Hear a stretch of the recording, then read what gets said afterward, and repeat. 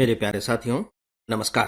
Friends, आपको मेरा पिछला एपिसोड संभवतः याद होगा। मैंने उसमें प्री एग्जामिनेशन में कैसे हम तर्क का प्रयोग करके सही उत्तर तक पहुंच सकते हैं, इसके बारे में कुछ बातें की थी और साथ ही साथ मैंने एक प्रश्न भी आप लोगों को दिया था, इस अनुरोध के साथ कि इस प्रश्न पर आप सब विचार करें और देखें कि विचार कर करके आप इसके सही उत्तर तक अपने आप को पहुंचा पा रहे हैं या नहीं।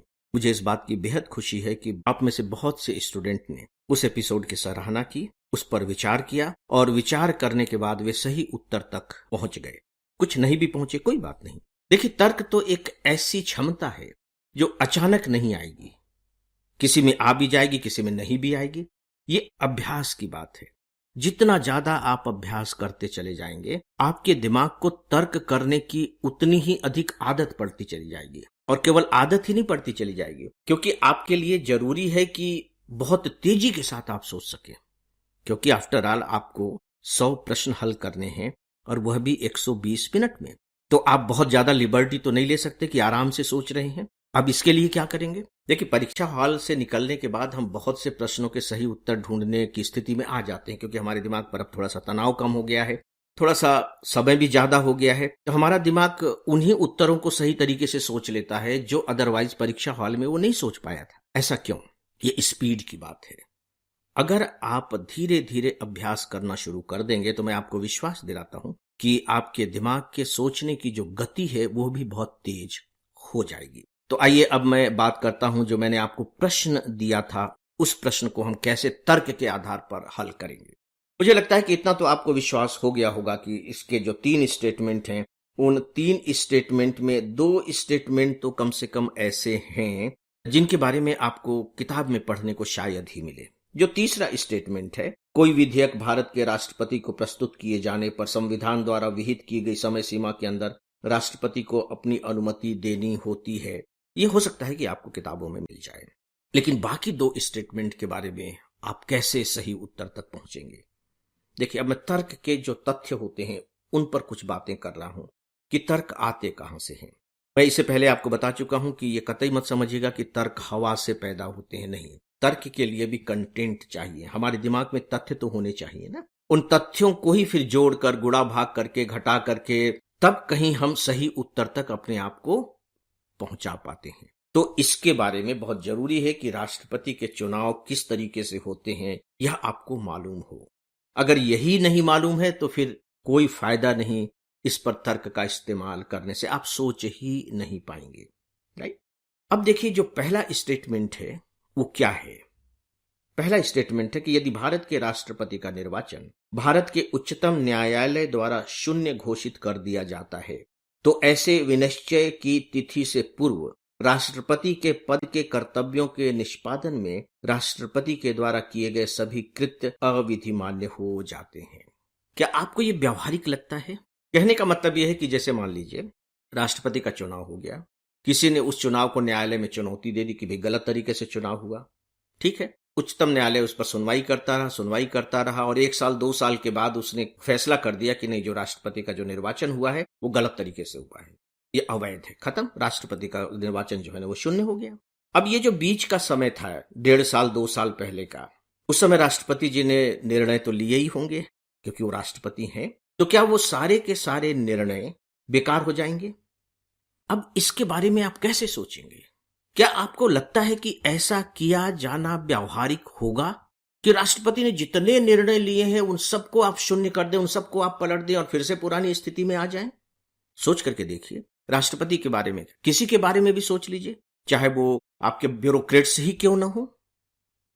क्या उनके शून्य किए जाने से पहले, यानी कि उनकी पात्रता को रद्द किए जाने से पहले उन्होंने जो भी फैसले किए वो शून्य हो जाएंगे? तो जब व्यावहारिकता के स्तर पर आप सोचेंगे तो लगेगा कि नहीं, ऐसा तो नहीं हो सकता, ये व्यावहारिक ही नहीं है। आप करेंगे कैसे ऐसा? प्रैक्टिकली आप कर ही नहीं सकते हैं। दोस्तों, फिर जो दूसरा स्टेटमेंट है, देखिए, भारत के राष्ट्रपति के पद के लिए निर्वाचन इस आधार पर मुलतवित किया जाता है कि कुछ विधानसभाएं विघटित हो गई हैं और उनके निर्वाचन अभी होने शेष हैं। देखिए, अब होता क्या है कि राष्ट्रपति के निर्वाचन में जो हमारे राज्य के विधानमंडल हैं वो भी भाग लेते हैं, बकायदे जो विधानसभाएं हैं उसके जो सदस्य होते हैं, एमएलए, वे भी भाग लेते हैं, वे भी मतदान करते हैं, मेंबर ऑफ पार्लियामेंट भी मतदान करते हैं। तो यहां आपको इस स्टेटमेंट में उलझाने की कोशिश की गई है कि भाई मत देने का अधिकार सभी एमएलए को है और कुछ जगह विधानसभाएं खत्म हो गई हैं, मतलब अभी विघटित हो गई हैं।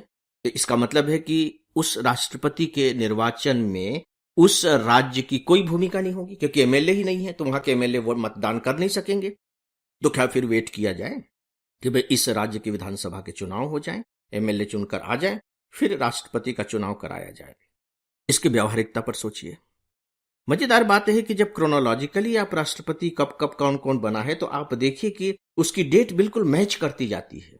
जैसे ही एक राष्ट्रपति का कार्यकाल समाप्त होता है, ठीक उसी समय दूसरा नया जो राष्ट्रपति है वो पद की शपथ ले लेता है। ये आपको दिखाई देगा। यदि आप इसके आधार पर कोई निष्कर्ष निकालना चाहें तो आप निकाल सकते हैं कि भाई अभी तक तो ऐसा नहीं हुआ है कि राष्ट्रपति के चुनाव किसी भी कारण से निरस्त किए गए हो, पोस्टपोन किए गए हो। लेकिन ऐसा तो हो सकता है कि हमारे देश में इतने राज्य हैं, उन राज्यों की कोई विधानसभा विघटित हो लेकिन चुनाव हुए। इसे आप इस तर्क के आधार पर भी सोच सकते हैं कि भाई चलिए विधानसभा तो काम कर रही है, लेकिन हो सकता है कि उसमें 5-10 ऐसी विधानसभाएं हैं जिनका प्रतिनिधित्व करने वाला कोई एमएलए नहीं है, किसी ने त्यागपत्र दे दिया हो, किसी की मृत्यु हो गई हो, कुछ भी बात हो सकती है। तो इसका मतलब है कि उन्हें भी मताधिकार से वंचित किया जा रहा है। तो क्या ऐसी स्थिति में चुनाव को पोस्टपोन किया जा सकता है? तो आपको लगेगा कि नहीं। व्यावहारिक दृष्टि से यह भी सही मालूम नहीं पड़ रहा है, यह भी व्यावहारिक नहीं है। देखिए यहां मैंने जो दोनों पॉइंट्स आपको बताए हैं वो व्यावहारिकता के स्तर पर बताए हैं और वो यही चेक करना चाह रहा है। यूपीएससी यहां जो चेक करना चाह रही है वो यही कि आपने किताबों में तो पढ़ लिया है, अनुच्छेद आपको मालूम है, जो रूल्स रेगुलेशंस हैं वो आपको मालूम है, लेकिन उसका जो व्यावहारिक पक्ष है वो आपको मालूम है कि नहीं है। ऐसा तो नहीं कि उसका जो प्रैक्टिकल एस्पेक्ट है उससे आप जानते ही नहीं है, उसकी आपको बिल्कुल भी जानकारी नहीं है। सीधी सीधी सी बात है कि वो इन्हीं के बारे में जानना चाह रहा है। दोस्तों, मुझे लगता है कि तर्क को आधार बना करके जो मैंने अभी बातें कही हैं, डेफिनेटली उससे आपको कुछ न कुछ मदद तो मिली होगी कि तर्क आते कैसे हैं। हालांकि मैंने तीसरा स्टेटमेंट जानबूझ करके छोड़ दिया है क्योंकि इसके बारे में पुस्तकों में पढ़ने को मिल जाता है। देखिए सीधी सी बात है कि अपनी अनुमति देनी होती ही है, राष्ट्रपति को अनुमति तो देनी ही होती है। रबर स्टैंप है राष्ट्रपति, इसके बारे में हमेशा बात होती रहती है, परीक्षा में प्रश्न भी पूछ लिए जाते हैं, वो खासकर ग्रेजुएशन के लेवल पर। आपके यूपीएससी में तो इस तरह के प्रश्न नहीं पूछे जाते, हम जानते हैं कि राष्ट्रपति के पास कुछ विशेष अधिकार नहीं है। लेकिन यहां जो बात कही गई है वो है समय सीमा के अंदर। तो क्या राष्ट्रपति के लिए यह समय सीमा निर्धारित की गई है कि यदि संसद उसके पास कोई भी विधेयक भेजता है तो 6 महीने के अंदर, 3 महीने के अंदर, इतने दिनों के अंदर उन्हें उस विधेयक को अनुमति देनी होगी या उसके बारे में निर्णय लेना होगा? आपको यह बात किसी भी पुस्तक में पढ़ने को नहीं मिली होगी। हो सकता है कि आपको यह भी पढ़ने को न मिले कि समय सीमा निर्धारित नहीं की गई है, हो सकता है कि यह पंक्ति भी न हो। तो होता क्या है कि जो इस तरह के प्रश्न होते हैं वो बेसिकली आपके साइकोलॉजी को टेस्ट करते हैं, मनोविज्ञान को चेक करते हैं कि आप कितने भ्रमित हो जाते हैं, चीजों के बारे में आपके दिमाग में कितनी अधिक स्पष्टता बनी हुई है, जो कुछ भी आप पढ़ रहे हैं उनका व्यावहारिक पक्ष आपको मालूम है या नहीं है, आपको किस तरीके से शब्दों के भूल भलैया में घुमाया जा सकता है, भटकाया जा सकता है। इन सारी बातों को ये जो प्री एग्जामिनेशन है ये चेक करता है और बिना इसके गुजारा भी नहीं है।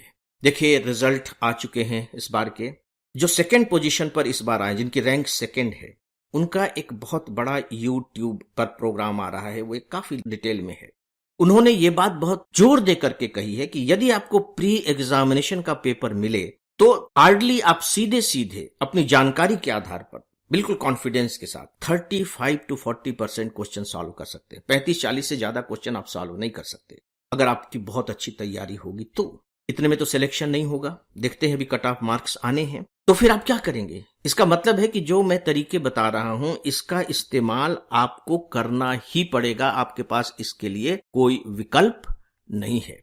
दोस्तों, इसलिए इस तरह के एपिसोड को लेकर के मैं जो भी वीडियो आपको प्रोवाइड कर रहा हूं, प्लीज आप उन्हें ध्यान से सुने, एक ही बार नहीं कई बार सुने, ताकि वो चीजें आपके दिमाग में रच बस जाएं।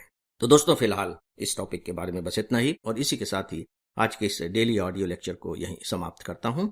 नमस्कार।